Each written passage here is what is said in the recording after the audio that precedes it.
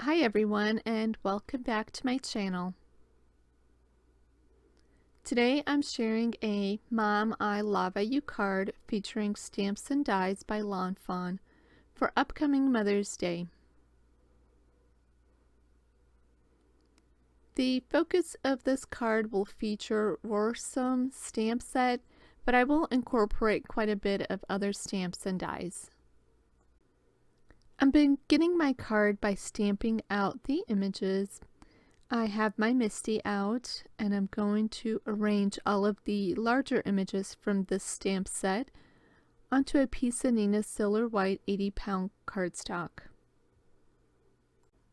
I'm also going to incorporate the cloud images from the stamp set Plain and Simple. And then I can ink up all of those images at once with Memento Tuxedo black ink and stamp them out onto my card. I've left the Copic coloring in case you're interested, but I have sped the video up quite a bit. I will link in the description area below to the coordinating blog post where I'm going to share all of the Copic colors that I use to color in all of the images. For this mama dinosaur, I started out with a YG00 to wet the paper, and then I'm adding a G28 and a YG67 in the dark shadow areas. Next, I'll blend out these shadow areas, and typically I would use at least 2 different shades to blend that out before I use my lightest shade to go one complete swipe over across the entire image.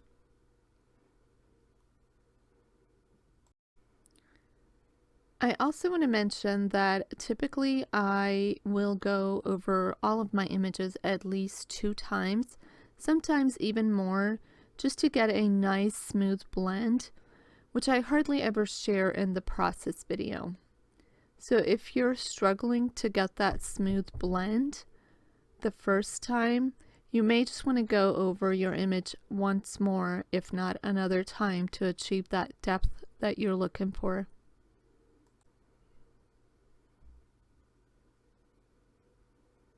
For this dinosaur, I'm using some of the violet shades. I'm starting out with B01, which will be my highlight shade. And then I'm going to go in with my darkest shadow color, which is B09. And I'm adding a little bit of thickness to that frill to make it stand out a little bit. And then I'm going in with my mid-tone blends. I'm using V06, and then I'll bring in V04 to blend that out a little further. And then again, I will use my lightest shade, which is B01, to go over the entire image. Now for this little guy, I had a little bit of struggle to blend those out. So I did go over this image 3 times to get a smooth blend.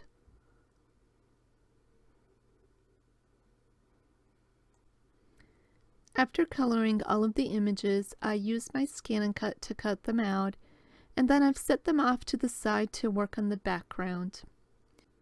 For this background, I was inspired by the current Lawn Fanatics challenge called Spectacular Skies, and I'm going to be doing a little bit of watercoloring to color up my sky.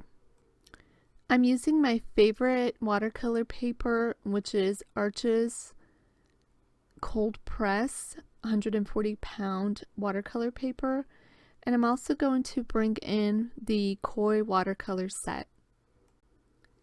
I've taped my panel down to a wood cutting board using some painter's tape, and the panel I've left quite a bit larger than what I need to because I don't want to have any of the white showing once I'm done. So again, I'm going to speed this part up.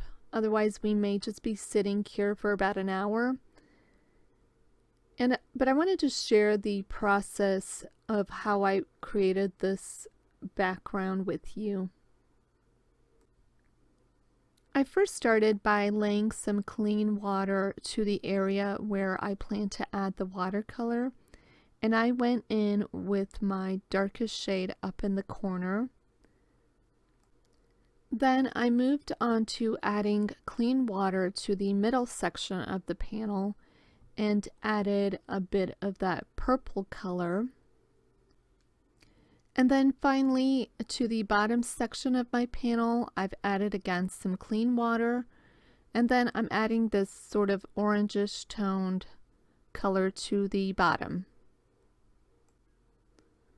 So once I had that first layer completed, I just went again directly over the same areas using the same colors.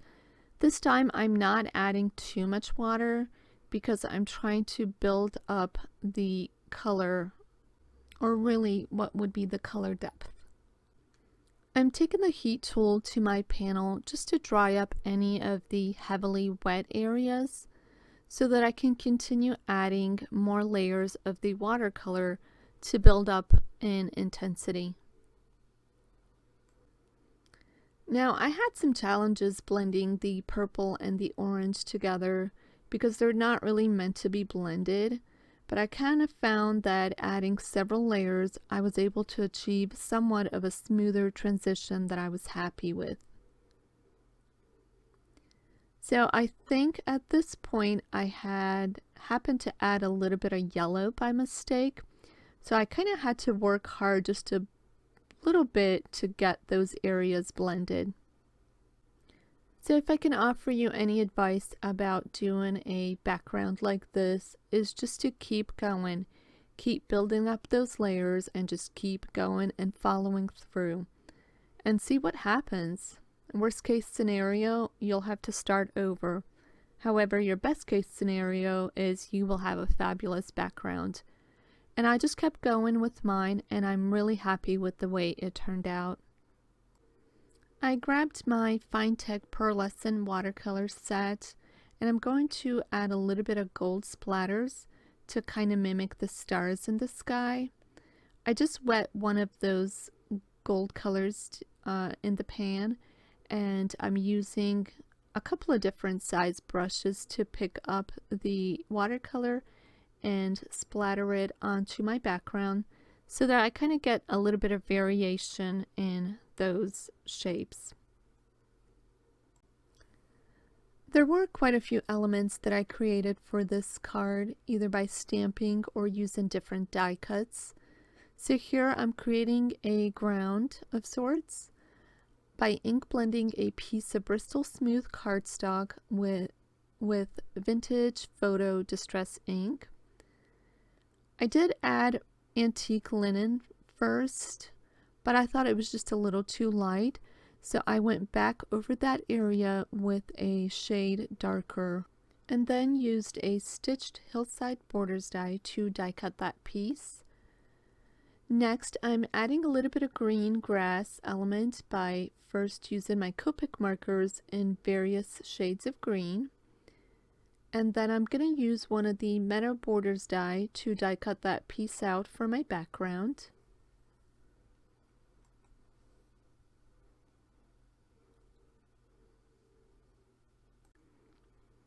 I wanted the grass to kind of peek behind the ground that I created. So I'm just kind of taking the die cut of the grass and I'm just adhering it to the back of the ground panel with a little bit of liquid adhesive.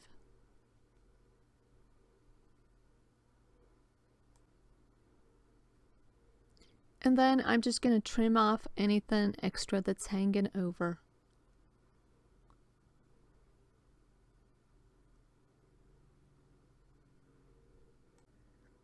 At this point, I kind of had all of my elements finished. I just needed to stamp out the sentiment. I have a piece of black cardstock that I've treated with anti-static powder. And then I'm just stamping out Mom, I Lava You using Versamark ink and adding white embossing powder, then melting it with my heat tool. I die cut the background panel using one of the largest stitched rectangle dies by Lawn Fawn, and then I ran my panel through a laminating machine because the heat from that machine will straighten out a warped paper, which is sometimes what can happen when you use watercolors and add a lot of water. Then I took my background and I'm adhering it to an A2 size card using just a little bit of liquid adhesive. Next, for my little grassy hill die cut that I blended with a couple of different shades of brown, I'm just taking some of my dark brown Copic markers and I'm doing dots to create texture in the dirt.